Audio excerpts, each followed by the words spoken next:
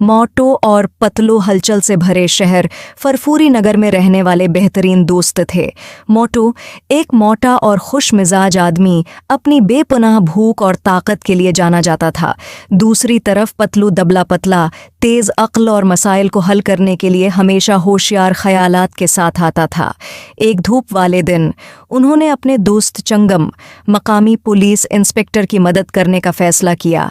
एक बदनाम चोर को पकड़ने में जो शहर में परेशानी का बायस बन रहा था, पतलू की जहानत और मोटू की ताकत का इस्तेमाल करते हुए उन्होंने एक मंसूबा बनाया।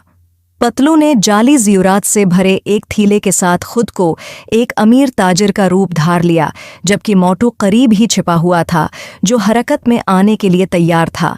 जैसे ही चोर पतलू के करीब पहुंचा, मोटू ने छलांग लगाकर उसे पकड़ लिया, मुजरिम पर आसानी से काबू पा लिया।